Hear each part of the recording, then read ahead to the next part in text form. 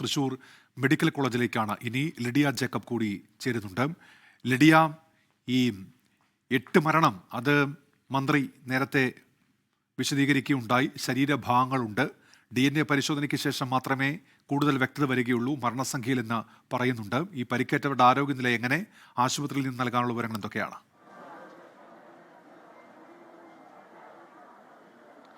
ഉന്മേഷ്, നിലവിൽ ലഭിച്ചിരിക്കുന്ന വിവരങ്ങൾ അനുസരിച്ച് 8 പേരാണ് നിലവിൽ മരിച്ചിരിക്കുന്നത്. ഔദ്യോഗിക വിവരപ്രകാരം 8 പേരാണ് മരിച്ചിരിക്കുന്നത്. അതിൽ 7 പേരുടെ മൃതദേഹമാണ് ലഭിച്ചിരിക്കുന്നത്. ബാക്കി ഒരാളുടെ കൂടി മൃതദേഹത്തിന്റെ ഭാഗങ്ങളിൽ നിന്ന് ഒരാളെ കൂടി തിരിച്ചറിഞ്ഞിട്ടുണ്ട്. അങ്ങനെ 8 പേരുടെ മരണമാണ് സ്ഥിരീകരിക്കുന്നത്, ഔദ്യോഗികമായി സ്ഥിരീകരിക്കുന്നത്. മറ്റ് മൃതദേഹ ഭാഗങ്ങൾ കൂടിയുണ്ട്, അവ അടക്കം സ്ഥിരീകരിക്കേണ്ടതായിട്ടുണ്ട്. പ്രത്യേകിച്ച് DNA ടെസ്റ്റ് അടക്കമുള്ളവ ചെയ്തിട്ട് വേണം ഇനി മരിച്ച ആളുകളുടെ കാര്യത്തിൽ സ്ഥിരീകരണം ഉണ്ടാകാൻ. അത്തരത്തിലുള്ള നടപടികൾ ഉടൻ തന്നെ ആരംഭിക്കും എന്നാണ് അല്പസമയം മുൻപ് മന്ത്രി പറഞ്ഞത്. മാത്രമല്ല 10 പേരാണ് നിലവിൽ ICUവിൽ ഉള്ളത് എന്നുള്ളതാണ്. അതിൽ 3 പേരുടെ നില അതീവ ഗുരുതരമാണ്. 2 പേർ വെന്റിലേറ്ററിലാണ് ഉള്ളത്. അത്തരത്തിലാണ്, അതായത് ഈ 10 പേരിൽ ഈ 3 പേർ അതീവ ഗുരുതരാവസ്ഥയിലുള്ള ആളുകൾ എന്ന് പറയുന്നത് അത് 60%-ലധികം പൊള്ളലേറ്റ ആളുകളാണ്. വളരെ ഗുരുതരമായിട്ടുള്ള അതീവ ഗുരുതരമായിട്ടുള്ള അവസ്ഥയിലാണ് ഉള്ളത് എന്നാണ് അറിയാൻ സാധിക്കുന്നത്. നിലവിൽ ഈ സതീശനടക്കം, അതായത് ലൈസൻസി മുണ്ടത്തിക്കോട് സതീശനടക്കം അതീവ ഗുരുതരാവസ്ഥയിൽ ചികിത്സയിലാണ്. 90% പൊള്ളലേറ്റിട്ടുണ്ട് സതീശന് എന്നാണ് നമുക്ക് അറിയാൻ സാധിക്കുന്നത്. ഇങ്ങനെയാണ് നിലവിൽ പരിക്കേറ്റവരുടെയും ഒപ്പം മരിച്ച ആളുകളുടെയും വിവരങ്ങൾ എന്ന് പറയുന്നത്. മരിച്ച 3 പേരെയാണ് തിരിച്ചറിഞ്ഞിട്ടുള്ളത്. ആ 3 പേർ, ഒന്ന് സുദർശനാണ്, 54 വയസ്സ്, തൃശൂർ പഴയന്നൂർ സ്വദേശിയാണ്. ഒപ്പം വാസുദേവൻ 54 വയസ്സ് തന്നെയാണ്, പാലക്കാട് കച്ചൂർ സ്വദേശിയാണ്.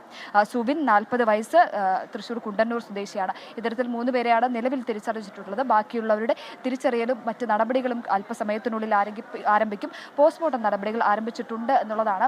ഈ പോസ്റ്റ്മോർട്ടത്തിന് ശേഷം മരിച്ച ആളുകളെ തിരിച്ചറിയുന്നതടക്കമുള്ള ആളുകൾ ബന്ധുക്കൾക്ക് മൃതദേഹം വിട്ടു നൽകുന്നതടക്കമുള്ള നടപടികളിലേക്കൊക്കെ കിടക്കേണ്ടതായിട്ടുണ്ട്. അത് അല്പസമയത്തിനകം നടക്കും എന്നാണ് അറിയാൻ സാധിക്കുന്നത്. എന്തായാലും വളരെ ദ്രുതഗതിയിൽ നടപടികൾ പുരോഗമിക്കുകയാണ് തൃശൂർ മെഡിക്കൽ കോളേജിൽ എന്നുള്ളതാണ്. മറ്റൊരു പ്രധാനപ്പെട്ട കാര്യം, അല്പസമയം മുൻപ് മറ്റൊരു മൃതദേഹ ഭാഗം കൂടി കൊണ്ടുവന്നിട്ടുണ്ട് ഇങ്ങോട്ട് എന്നുള്ളതാണ്. പക്ഷേ ഔദ്യോഗികമായി ആശുപത്രിയിൽ നിന്ന് വിവരങ്ങൾ ലഭിക്കേണ്ടതായിട്ടുണ്ട്. അതിന്റെ ദൃശ്യങ്ങളാണ് അല്പസമയം മുൻപ് നമ്മൾ പങ്കുവെച്ചത് കൂടി. അത്തരത്തിൽ മറ്റ് വിവരങ്ങൾ കൂടി ലഭിക്കേണ്ടതായിട്ടുണ്ട്. എന്തായാലും ഏറ്റവും ദുഃഖകരമായിട്ടുള്ള ദയനീയമായിട്ടുള്ള അവസ്ഥ എന്ന് പറയുന്നത് മൃതദേഹമായി കൊണ്ടുവരുന്നതിനേക്കാൾ ഈ ചിതറിച്ച ശരീരഭാഗങ്ങളായി ആശുപത്രിയിലേക്ക് എത്തുന്നു എന്നുള്ളതാണ് ഏറ്റവും ദയനീയമായ അതീവ ദുഃഖകരമായിട്ടുള്ള കാഴ്ച. എന്തായാലും എല്ലാവിധ സജ്ജീകരണങ്ങളോടും കൂടെ തൃശൂർ മെഡിക്കൽ കോളേജിൽ പരിക്കേറ്റവരുടെ ശുശ്രൂഷയ്ക്കായി, പരിക്കേറ്റവരുടെ ചികിത്സയ്ക്കായിട്ടുള്ള എല്ലാവിധ സജ്ജീകരണങ്ങളും കൃത്യമായി ഒരുക്കിയിട്ടുണ്ട്.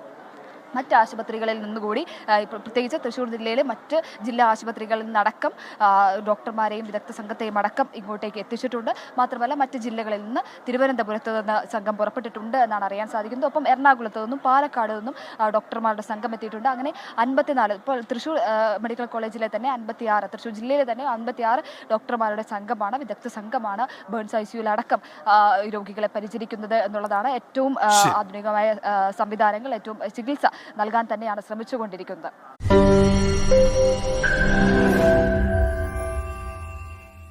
ലോകത്തെവിടെയായാലും ഏത് സമയത്തും 24 വാർത്തകളും ഓഗ്മെന്റഡ് റിയാലിറ്റി പാക്കേജുകളും എക്സ്പ്ലെയിനറുകളും വിശദമായി കാണാൻ ഞങ്ങളുടെ YouTube ചാനൽ നിങ്ങൾക്ക് സബ്സ്ക്രൈബ് ചെയ്യാം.